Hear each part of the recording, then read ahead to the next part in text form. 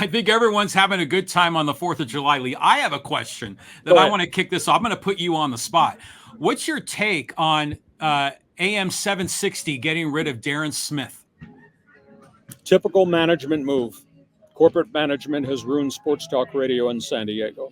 I found out about this the other night, just after, quote, it became public. I was really stunned.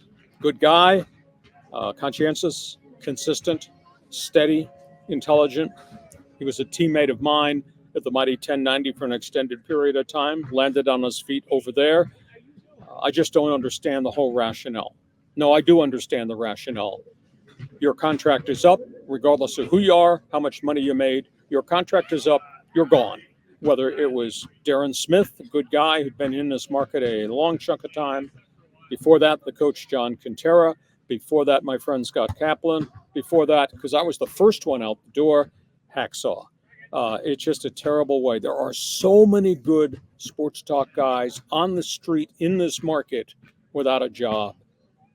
We're looking for somebody who would like to get into the radio business and be a leader, put us on a good signal. This is an all-star team of talk show hosts that are out there available. But it's what management is doing, and management, to me, has just wrecked the marketplace from something that was really, really special. Yeah, I mean, I always liked Darren and Marty, and there's a good crew, and they had a different perspective on sports. Sometimes we talk about societal issues on their show, which was great.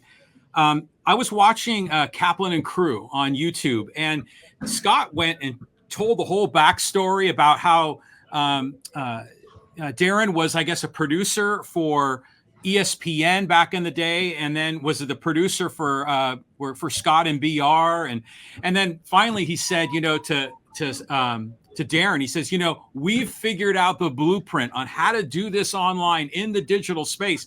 And I'm watching, I'm going, yeah, Scott, you've done a good job building it, but Hacksaw's doing it too, and we're getting out there with some more content. But yeah, there's a lot of good people here in San Diego that have a lot to say, and they're not on the radio.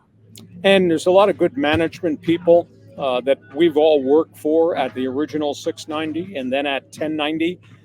But again, you need resources, you need ownership. This is a very different, and nobody talks about this, this is a very different advertising market now that has really gone south, whether it's TV advertising revenue, whether it's radio revenue. There's a lot less dollars around to go to the stations, and this is not an easy format to finance. It is a very expensive format. So we've talked amongst ourselves. Each of us are on different threads on social media about how does this change? How can we make it different? But you need leadership that will step up and say, I want to be the management. I can find the financing. Then you got to find the signal to make the whole thing go. So that's my theory. We'll do a whole separate entity show one of these days just on the history of sports talk radio in San Diego. I'm sorry, I'm biased.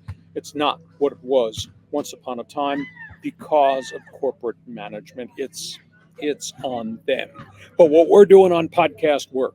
So, John, we got anybody on a social media platform wants to join us? Yeah, we got some comments here. Let's just go here to the fans forum. Let's go to Greg. And Greg says, Lee, we miss you in Seattle, but what are your thoughts about the Mariners' lack of hitting and a lack of willingness to spend money? It is so frustrating up here with their ownership. Well, I spent 3 years up there as a voice of the Seahawks at 710 Cairo and had a great time. I don't have many regrets, but I had an opportunity maybe to go up there and move my talk show up there and stay as a voice of the Seahawks. And at that point in time, I just wasn't able to execute and out for my contract in San Diego. They got a great guy doing the Seahawks. One of my longtime friends, Steve Rabel, longtime receiver, the color analyst, and just a great person. The Mariners have kind of a unique situation with management, and Jerry DiPoto is their general manager, and he, of course, used to be here in Southern California. And he's always a wheeler dealer, but he's never been able to execute a big blockbuster deal. It's never been the same franchise, and I thought they had really arrived when they had Ichiro Suzuki. And remember the year, I think they won 116 games, but they've tried it with free agency. It hasn't worked. They've tried it through the farm system. It's marginally worked. I guess the burning question, should you be in a Pacific Northwest great market where you're raising, you're operating with a $143 million payroll, or maybe you should be better served to be $170 or $180 million payroll. It's a big issue. They do have a really good young pitching staff, and most of all that is homegrown, but it's just not the complete franchise at this point in time. Hey, Greg, good to have you on board, and thanks for following. Hope you'll continue to stay with us on our podcast. John, next question. Okay, let's move on. And this is from Steve talking about the NHL. There's like 3 parts, but the first one is, I can't believe how many players are moved around. The NHL has become the NBA. Everybody chasing the money. Everybody's trying to make $8 to $9 million a year. Now, that being said, remember, this is all a byproduct of the collective bargaining agreement. As the gross revenues in the NHL have gone up, the amount of money that goes into the players' pool goes up. And that's why suddenly you've got 5, 6, 7, and in some cases 8-year contracts that are averaging $7 or $8 million a year. The money is monstrous, but they can afford it just because of the sellouts and because of the TV contracts. So things have really changed in the NHL. It has caught up to the NBA, which has caught up, obviously, to the gross revenue in baseball, although nobody has caught up to what the National Football League is doing. Yeah, Steve goes on to say, Nashville looks good, but I still don't like him winning the Stanley Cup. And the Ducks are a mess. Get rid of Verbeek. He's an idiot. Well, Pat Verbeek has been given a chunk of time to clean up the mess that he inherited. And, one of the problems, John, and this is every club, just look up the road. This is happening with the LA Kings. And it's happened other places. When you win, and if you win a Stanley Cup, everybody's contract that comes up wants big money. And these guys are getting the big money.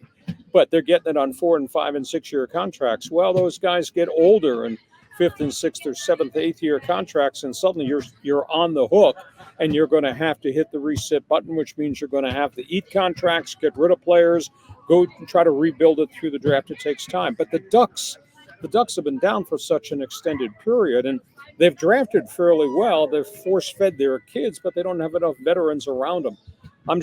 I'm sorry. I'm sitting here really disappointed in Verbeek, and I'm disappointed because that impacts the San Diego Gulls. If they're letting guys go and they're not signing veteran guys to help the Gulls, and you're taking all the draft picks and sending them to Anaheim and force feeding them, it's not a good situation. Hey, thank you for the hockey hotline call, John. We move on. Okay, let's go talking to some of our social media comments. And let's go here to a Willie Mays comment. This is from Padres 06. He says, I've grown to love your work, good sir. You only speak the truth, and it is legit. Rest in peace, Mr. Mays. I'll say, hey, it was really something. The morning he passed, I was thinking about my career in sports talk radio. And I interviewed all those great players of that era. Those guys were my heroes. There was never, ever a phone number I wouldn't call to try to chase a guy down. And the names just came rushing back to me. I interviewed Willie Mays. I interviewed Henry Aaron. I interviewed Mickey Mantle. I interviewed Sandy Koufax. I interviewed a lot of the boys of summer, the old Brooklyn Dodgers before they passed on, the Duke of Flatbush, etc. And I just thought back to that and thought how different all those guys were. And that was the golden era of baseball. And those were really, really special people. So Padres 06, thank you for the compliment. I hope you'll continue to join us every week. Follow my website. And yeah, I respect those guys of yesteryear. John?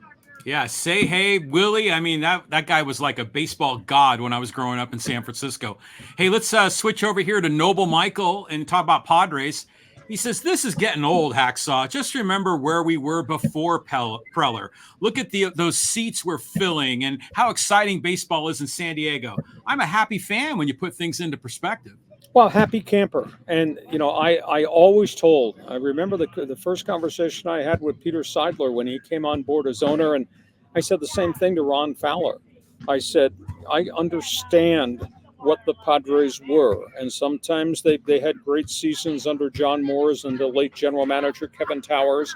And prior to that, they were a small market, and I didn't agree with the fire sales, but it wasn't my dollar that was being spent. At the end of the day, this is a great baseball market, and these guys have now proven it. If you put a great team on the field on a fairly consistent basis, and you add into the mix that our community is a melting pot of people from everywhere else. Red Sox fan will come see when Boston plays here, Giant fan, Dodger fan, Yankee fan, Met fan, Pirate fan, they'll all show up wearing their gear.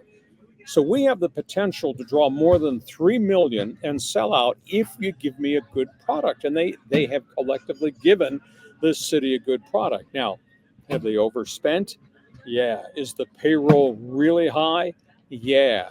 Is there much more money that can be squeezed out of this market? I mean, they've raised ticket prices 38% in the last 3 years, John. That's an awful big hike. And is there much more advertising money that you can squeeze out of this marketplace? I don't know. That's the big issue. But yeah, the fans are seeing a good product, but a good product should be, pal, we're going to play a bunch of games into October, and geez, can we get to the World Series? And as much as I subscribe to all the things that A.J. Preller does, boots on the ground, scouts and all that, understand this. In 9 years, he's given us 3 good months of baseball, 3 good months. The year we chased down and beat the Dodgers in the playoffs, the year we went to the National League Championship Series. The other years have been disappointments. And as we sit here right now, the Padres are trying to get hot, put themselves into the chase for first place with the Dodgers, and they make up some ground, then they give the ground, etc. They've traded the farm system away for the 3rd time in the 9 years that AJ's been here. There's not a lot that's ready-made. So I appreciate the fans. I think the fans are having a great time at Petco Park. Organizationally, they've done a really great job to make it an event, and it's a destination point. But pal, I want to see a World Series game at Petco Park, and we haven't seen that in a long period of time, dating back to the John Moores, Larry Lucchino, Kevin Towers era. And I just don't know if there's much more money that can be wrung out of this marketplace the way they're operating the franchise right now. I don't know if that makes sense, John. That's my spin. You're the fan in left field. Go ahead. Well, San Diego always supports a winner, whether it's football or NCAA basketball. And yeah, the Padres, their fans are showing up. The vibe is so much better in San Diego now than it was when our starting shortstop was Alexi Amarista. I mean, back then, those were the dregs of Padres history that we all endured it, watching every game, back on, what was it, probably Channel 4 Padres a million years ago. But I tend to agree with Noble Michael. It's way better, but we're not at the top of the hill. It's kind of in sight now, where it was an impossibility 10 years ago. Well, it's there, and I think that's the cool thing about it, is they do put on some great shows at Petco. And I've told you, I've sat in that press box when the Padres have these rallies and these big showdown series, and they win some games. And the electricity at Petco Park for baseball is now almost even with the electricity when the Chargers had good teams and we were going to the playoffs or going to the Super Bowl. So the thing is, sustainability. Can they continue to do this? Is there more money out there that they can creatively bring in? Because, our marketplace is only 3.5 million. And for them to draw 3.2 million last year was phenomenal. And they'll probably bust 3.3 million this season. I'm just hopeful that there will be games of importance in the month of October. Hey, John, this